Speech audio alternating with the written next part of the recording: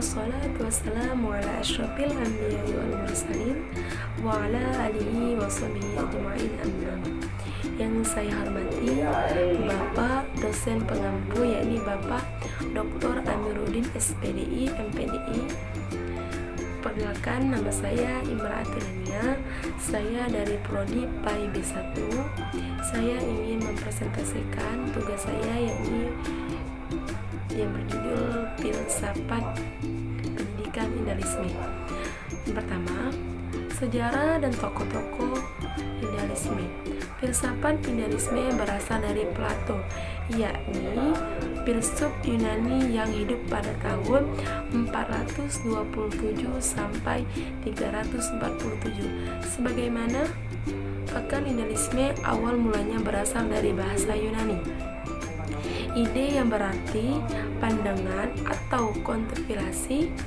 Istilah ini pertama digunakan oleh filsuf ahli matematika Jerman, yaitu yang bernama Leibniz pada awal abad ke-18, yang merujuk pada pemikiran Plato yang membedakannya dengan ekspressionisme. Idealisme ini digunakan sebagai nama untuk teori tentang ide-ide. Arketip. Ternyata kata idealisme ini sangat populer setelah digunakan oleh Immanuel Kant yang menyebut teori pengetahuannya sebagai idealisme atau idealisme transcendental. Idealisme adalah sistem filsafat yang menekankan pentingnya keunggulan pikiran, roh atau jiwa. Tokoh-tokohnya yaitu Plato, Hegel, Elcha, David Hume, Al-Ghazali. Aliran idealisme adalah aliran dalam filsafat yang mengedepankan akal pikiran manusia dan terwujud atau tidaknya suatu itu tergantung oleh pemikiran manusia sendiri. Yang kedua, pengertian dan konsep secara idealisme. Idealisme ini digunakan sebagai tentang ide-ide arketip dan untuk doktrin etimologis. Rangestone John Locke yang menyatakan bahwa ide yang dalam doktrin. Yang ketiga, konsep pendidikan secara menurut aliran idealisme, baik secara guru, siswa, kurikulum dan lain-lain. Apa itu guru? Secara umum, definisi guru yang disepakati di Indonesia, guru ialah sosok yang dapat mentransferkan ilmunya, pengetahuannya kepada murid-muridnya.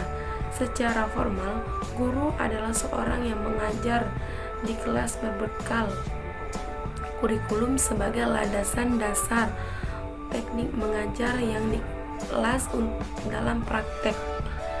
Guru adalah seorang yang membantu siswanya dalam formal dan orang lain dalam informal. Yang kedua, filsafat pendidikan realisme. Sejarah dan tokoh-tokoh realisme.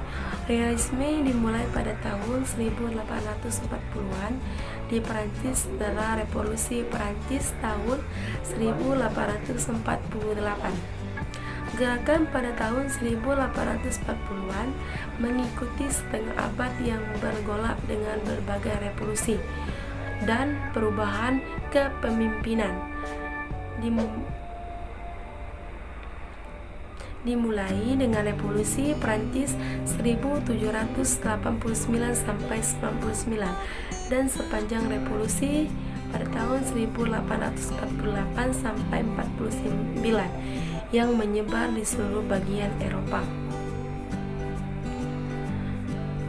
Jean Desar Gustin Courbet 1819 sampai 77 adalah seorang seniman Perancis yang bertanggung jawab untuk memimpin gerakan seni realitas sejak awal di Perancis selama tahun 1840-an. Tokoh-tokohnya yaitu Andrew White, Andrew Hopper, Exine Gostheim.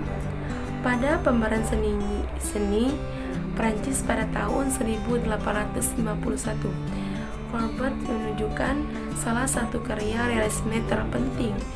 Lukisan ini menandai dibuat realisme di dunia seni Eropa.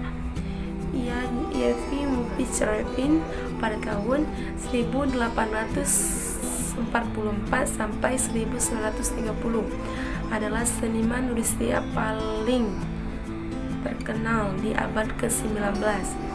Ia memainkan peran utama dalam seni realisme dan Rusia membawanya ke budaya atas utama yang lebih besar di Eropa. Karya awal 1970-annya terlepas dari materi pelajarannya. Repin dipuji oleh bangsawan Rusia karena menunjukkan kekuatan semangat Rusia pada manusia biasa pada tahun 1860-an ketika gerakan bergerak keluar dari Perancis dan ke seluruh Eropa dan Amerika. Itu menjadi dua abad ke-19 dan kemudian gerakan seni setelahnya 1880-an. Gerakan seni realisme telah berakhir. Meskipun seni realisme telah berakhir pada tahun 1880-an dan dikalahkan oleh gaya seni lainnya.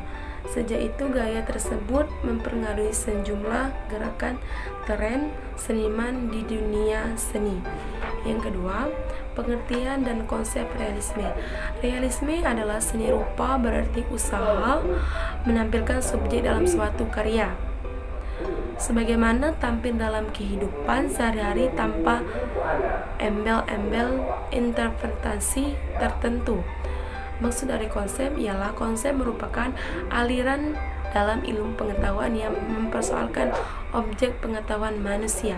Yang ketiga, konsep pendidikan menurut aliran realisme, baik itu guru, siswa, kurikulum, dan lain-lainnya. Metode mengajar hendaknya bersifat logis, bertahap atau berurutan. Pembiasaan sebuah metode pokok yang dipergunakan baik oleh kalangan. Baik, sekian, terima kasih. Wassalamualaikum warahmatullahi wabarakatuh.